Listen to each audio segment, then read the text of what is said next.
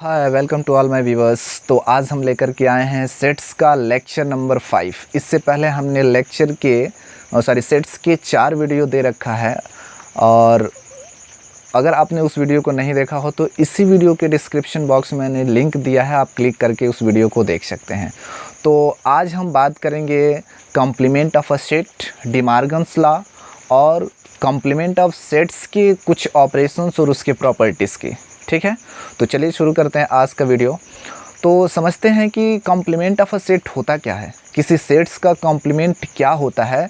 तो अगर हमने कोई 2 सेट ले रखा है जिसमें कोई एक हमारा यूनिवर्सल सेट हो सकता है और कोई अदर सेट हो सकता है, ठीक है, तो हमारे कॉम्प्लीमेंट सेट वो कहे जाएंगे कि अगर हमने ए का कॉम्प्लीमेंट निकालना चाह रहे हैं तो वो एलिमेंट जो ए के अंदर मौजूद हैं, ठीक है, वो दूसरे एलिमेंट के अंदर जो नहीं मौजूद हैं वही उसके कॉम्प्लीमेंट्स कहे जाएंगे। ठीक है, जैसे बाय द वे हमने यूनिवर्सल सेट ए ले रखा है और सेट ए ले रखा है, ठीक है, तो ए के जितने एलिमेंट होंगे, ठीक है, उनको छोड़ करके बाकी जो एलिमेंट यूनिवर्सल सेट के अंदर मौजूद हैं वही ए के कॉम्प्लीमेंट्स कहे जाएंगे।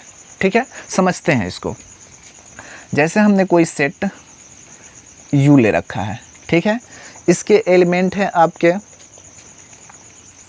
1 2 3 4 5 6 7 8 और 9, और कोई दूसरा सेट हम ए ले लेते हैं। ठीक है, इसके एलिमेंट बाय द वे हम मान लेते हैं 2 4 6 और 8।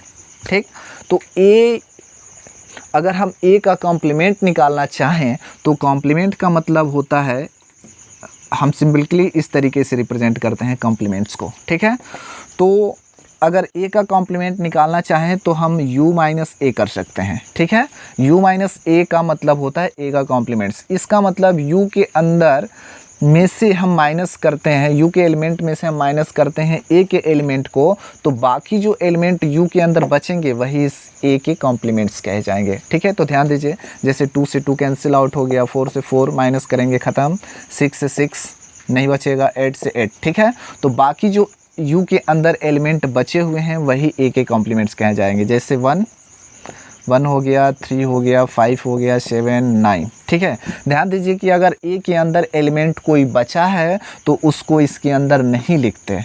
ठीक है, केवल हमें जिस हमें सेट का, यानी ये जो किसी सेट का सबसेट होगा उस सेट में से हम माइनस करेंगे तो उसी के बचे हुए एलिमेंट को हम इसके अंदर लिखेंगे, इसके एलिमेंट को हम इसके अंदर नहीं लिखेंगे अगर बचेगा तो। ठीक है, तो ये कहा जाएगा ए का कॉम्प्लीमेंट। कोई दूसरा भी एग्जांपल हम ले लेते हैं। जैसे कोई सेट ए है, इसके एलिमेंट आपके 7 हैं, 8 9 10 11 और 12। ठीक है, और कोई सेट बी ले लेते हैं, इसके एलिमेंट आपके हैं 4 6 8 10 12। ठीक है, अब हम ए का कॉम्प्लीमेंट निकालना चाहें तो इसका मतलब होता है बी माइनस ए का कॉम्प्लीमेंट निकालेंगे तो b माइनस ए, यानी जो बचेंगे एलिमेंट b के अंदर कौन कौन बचेगा, तो b के अंदर बचेगा, कट जाएगा आपका 8 कट जाएगा, 10 कट जाएगा और 12 कट जाएगा। बाकी जो b के अंदर बचेगा वही हमारे a का कॉम्प्लीमेंट्स कहे जाएंगे, यानी 4 और 6। ठीक है, अगर हम b का कॉम्प्लीमेंट्स निकालना चाहें तो इसका मतलब हो जाएगा a माइनस बी। ठीक है, यानी अब ए के अंदर जो बचे हुए एलिमेंट हैं वो आपके बी के कॉम्प्लीमेंट्स कहे जाएंगे। जैसे 8 को कटा लिया, 10 को कटा लिया, जो बचे हुए हैं 7 9 और 11, ये आपके बी के कॉम्प्लीमेंट्स कहे जाएंगे। तो उम्मीद करते हैं कि ये कॉम्प्लीमेंट ऑफ ए सेट आपको समझ में आया हो। अब बात करेंगे डी मॉर्गन्स लॉ की, तो ध्यान देते हैं इस पॉइंट पे। तो इस लेक्चर में सबसे इम्पॉर्टेंट पॉइंट आपका डी मॉर्गन्स लॉ ही है। इसको समझते हैं, बड़ा ही सिंपल है। तो इसमें अगर हम 2 सेट लेते हैं, ठीक है, और दोनों सेट्स के यूनियन का, अगर हम दोनों सेट्स का यूनियन का कॉम्प्लीमेंट्स निकालें, ठीक है, और यदि दोनों सेट्स का अलग अलग हम कॉम्प्लीमेंट निकाल करके उसका इंटरसेक्शन निकालें, ठीक है, तो ये दोनों का रिज़ल्ट आपस में इक्वल होंगे। ठीक है, यानी ए यूनियन बी का जो कॉम्प्लीमेंट होगा, यानी ए यूनियन बी का जो कॉम्प्लीमेंट होगा वो बराबर होगा ए का कॉम्प्लीमेंट और बी के कॉम्प्लीमेंट के इंटरसेक्शन के। ठीक है, यानी ए यूनियन बी का जो कॉम्प्लीमेंट होगा वो बराबर होगा ए का कॉम्प्लीमेंट और बी के कॉम्प्लीमेंट के इंटरसेक्शन का। ठीक है, यानी कुछ इस तरीके से लिख सकते हैं कि ए यूनियन बी का जो कॉम्प्लीमेंट होगा वो बराबर होगा ए का कॉम्प्लीमेंट इंटरसेक्शन बी का कॉम्प्लीमेंट, और एंड ए इंटरसेक्शन बी का जो कॉम्प्लीमेंट होगा वो बराबर होगा ए का कॉम्प्लीमेंट यूनियन बी का कॉम्प्लीमेंट। यही कहा जाता है आपका डी मॉर्गन्स लॉ। ठीक है, ए यूनियन बी का जो कॉम्प्लीमेंट होगा वो ए का कॉम्प्लीमेंट और बी के कॉम्प्लीमेंट के इंटरसेक्शन के बराबर होगा, और ए इंटरसेक्शन बी का जो कॉम्प्लीमेंट होगा वो ए का कॉम्प्लीमेंट और बी के कॉम्प्लीमेंट के यूनियन के बराबर होगा। ठीक है, अब समझते हैं इसको कुछ एग्जाम्पल से। ध्यान दीजिएगा, पहले इसको इरेज कर लेते हैं तो इस एग्जाम्पल से इसको हम बेहतर समझते हैं। सबसे पहले हम कोई यूनिवर्सल सेट मान लेते हैं जिसके एलिमेंट है 1 2 3 4 5 एंड 6। ठीक है, और कोई सेट ए मान लेते हैं जिसके एलिमेंट हैं आपके 2 और 3, और कोई सेट बी मान लेते हैं जिसके एलिमेंट हैं 3 4 5। ठीक, अब हम निकाल लेते हैं ए का कॉम्प्लीमेंट। तो ए का कॉम्प्लीमेंट क्या मिलेगा, वो सारे एलिमेंट यू के अंदर होंगे लेकिन ए में नहीं होंगे। ठीक है, वो कहे जाएंगे आपके ए के कॉम्प्लीमेंट्स। तो कौन कौन है, 1 2 है इसमें, नहीं लेंगे, 3 है इसमें, नहीं लेंगे, 4 1 4 5 और 6 ए के कॉम्प्लीमेंट हो जाएंगे। बी के कॉम्प्लीमेंट्स निकालते हैं, तो बी के कॉम्प्लीमेंट जो इसमें होंगे वो नहीं लेंगे, जो इसमें बच जाएंगे वो होंगे। ठीक है, यानी कौन कौन है, 1 है, 2 है, 3 है, नहीं लेंगे, 4 भी है, नहीं लेंगे, 5 भी है, नहीं लेंगे, 6। ठीक है, तो ये बी के कॉम्प्लीमेंट्स हो गए। अब ए यूनियन बी निकाल लेते हैं। ए यूनियन बी क्या मिलेंगे, ए यूनियन बी, तो ए यूनियन बी आपके मिलेंगे 1 2 3 नहीं है, 4 है, 5 है, 6 है। ठीक, अब ए इंटरसेक्शन बी निकाल लेते हैं।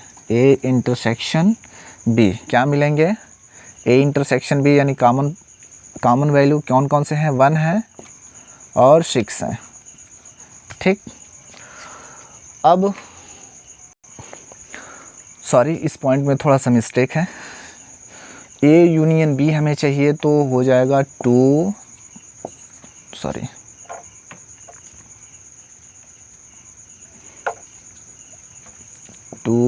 3 4 एंड 5।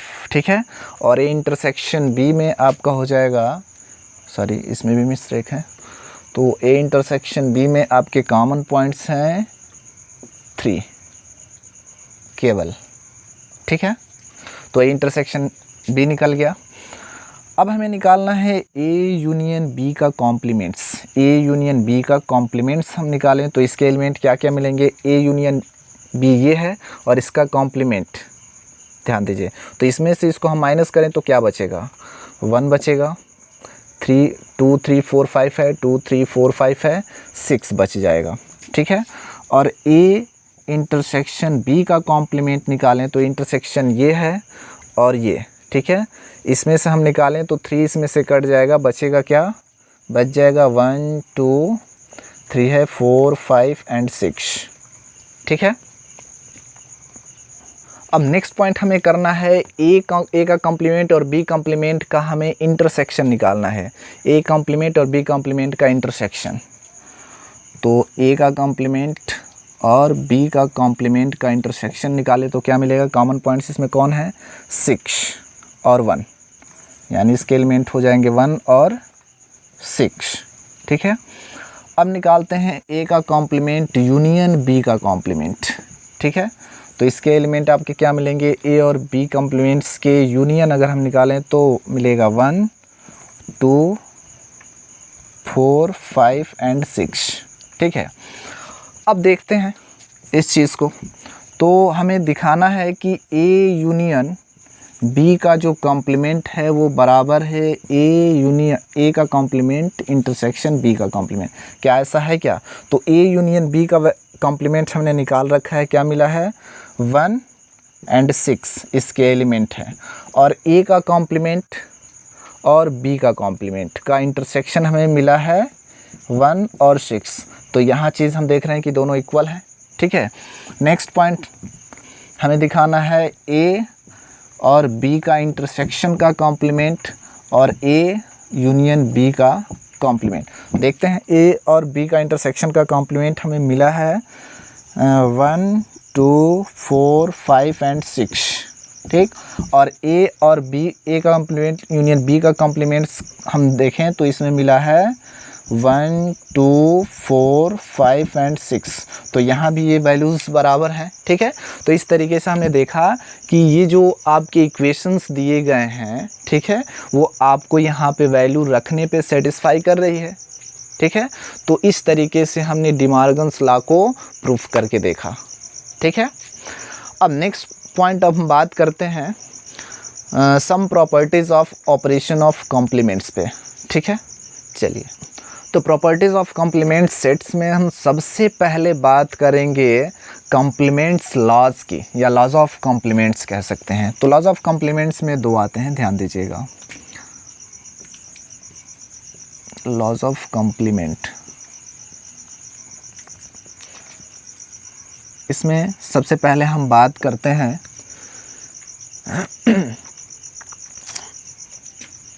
ए यूनियन बी का जो कॉम्प्लीमेंट होगा वो बराबर होगा यू के, यूनिवर्सल सेट के, ठीक है। सॉरी,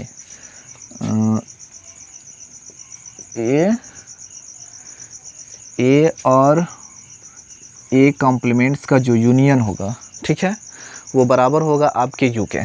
तो सबसे पहले इसको हम देखते हैं, एग्जांपल से समझते हैं। सबसे पहले हम कोई सेट, यूनिवर्सल सेट ले लेते हैं जिसके अंदर कुछ एलिमेंट हैं 1 2 3 4 5 6 7 8 9 ले लेते हैं, ठीक है। या एक और एलिमेंट ले लो 10, और कोई सेट ए ले लेते हैं। इसके एलिमेंट हम रख लेते हैं 3 5 7 9, ठीक। अब ए का कॉम्प्लीमेंट निकालते हैं। ए का कॉम्प्लीमेंट क्या मिलेगा, यानी यू के अंदर वो सारे एलिमेंट जो ए के अंदर नहीं हैं, तो क्या हो जाएंगे आपके, मिलेंगे 1 2 3 है, 4 नहीं है, 5 है, 6 नहीं है, 7 है, 8 नहीं है, 9 है, 10 नहीं है। तो ए के कॉम्प्लीमेंट्स मिल गए ये, ठीक है।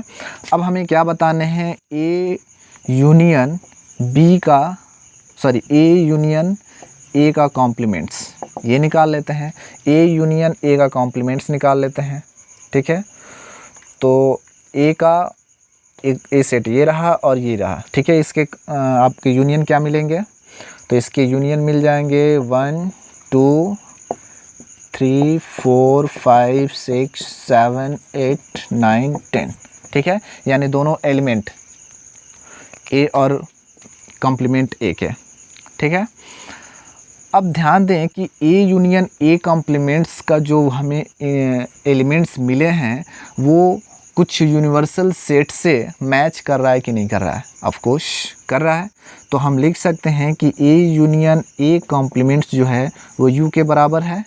यहाँ पे क्लियरली दिख रहा है कि ये जो सेट है वो इस सेट से बराबर है, ठीक है।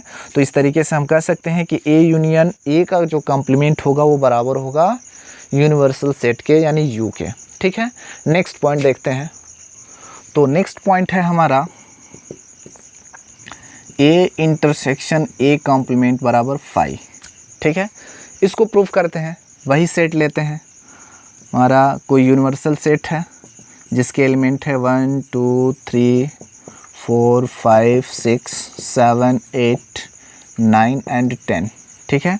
और कोई वही सेट ए ले लेते हैं, इसके एलिमेंट है आपके 3 5 7 9, ठीक है। अब ए कॉम्प्लीमेंट निकालते हैं। तो ए का कॉम्प्लीमेंट वो सारे यू के एलिमेंट जो ए के अंदर नहीं है, कौन कौन हो सकते हैं? 1 2 3 है, नहीं लेंगे। 4 नहीं है, ले लेंगे। 5 है, नहीं लेंगे। 6 नहीं है, ले लेंगे। 7 है, नहीं लेंगे। 8 है, 8 नहीं है, ले लेंगे।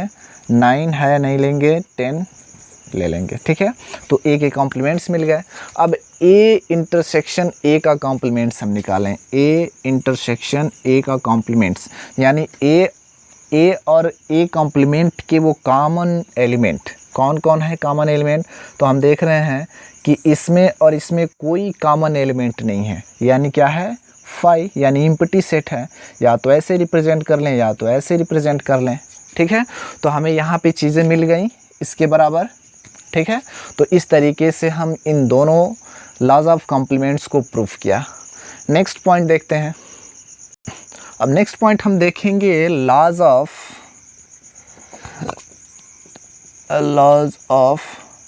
Double complementation. Double complementation.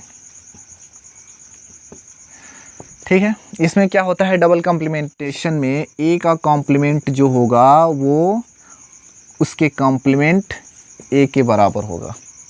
ठीक है, ये है आपके डबल लॉ ऑफ कॉम्प्लीमेंटेशन। ठीक है, समझते हैं इसको भी एग्जांपल के थ्रू समझ लेते हैं क्या होता है।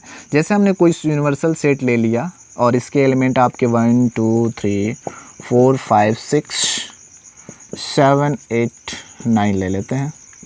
ठीक है, और कोई सेट ए है, इसके आपके एलिमेंट मान लेते हैं कि 2 हो गया, 4 6 और या यहाँ से ले लेते हैं 6 7 8 9 10 11।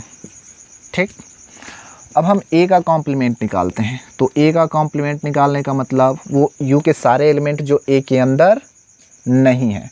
तो कौन कौन नहीं है? 1 नहीं है, 2 नहीं है, 3 नहीं है, 4 नहीं है, 5 नहीं है, 6 है, 7 8 है, 9 है, 10 नहीं है और 11 नहीं है। ठीक है, तो ये ए कॉम्प्लीमेंट मिल गया। अब इस कॉम्प्लीमेंट का हमें कॉम्प्लीमेंट निकालना है। ठीक है, यानी ए के कॉम्प्लीमेंट्स का कॉम्प्लीमेंट निकालना है। ठीक है, तो ध्यान दीजिए क्या होगा। ए के कॉम्प्लीमेंट का कॉम्प्लीमेंट हम निकालें तो वो कॉम्प्लीमेंट का मतलब वो सारे एलिमेंट जो ए कॉम्प्लीमेंट के अंदर नहीं है, सॉरी ए के अंदर नहीं है। तो क्या हो जाएंगे? 6 7 8 9 10 एंड 11। ठीक है, ये सारे एलिमेंट इस कॉम्प्लीमेंट्स के अंदर नहीं है, ओ सॉरी हैं, तो इसको नहीं लिखेंगे। सॉरी, यहाँ पे कुछ मिस्टेक हो चुका है। ए का कॉम्प्लीमेंट जब हम लिख रहे हैं तो इसके एलिमेंट हमें नहीं लिखने हैं, तो इसमें ये 10 और 11 नहीं होना चाहिए। ठीक है, यानी ए का कॉम्प्लीमेंट वो होता है जो यू के अंदर हो लेकिन ए के अंदर नहीं हो। तो 1 2 3, ठीक है, जो इसके अंदर नहीं है। 4 5 तक नहीं है, 6 इसके अंदर है, इसके अंदर भी हैं, 7 भी इसके अंदर, 8 9 तक हैं। ठीक है, तो इसका ए का कॉम्प्लीमेंट हमें मिल जाएगा ये सारी वैल्यू यहाँ तक 5 तक। ठीक है, अब ए कॉम्प्लीमेंट्स हमें निकालना है, ए कॉम्प्लीमेंट का कॉम्प्लीमेंट। तो ध्यान दीजिए इसके अंदर वो सारे एलिमेंट जो नहीं हैं कॉम्प्लीमेंट के अंदर, तो कौन कौन नहीं है? तो नहीं है आपके 1 2 3 4 5 तक ये एलिमेंट हैं इसके अंदर भी, और 6 नहीं है, 7 नहीं है, 8 नहीं है, 9 नहीं है। ठीक है, 9 नहीं है यहाँ तक।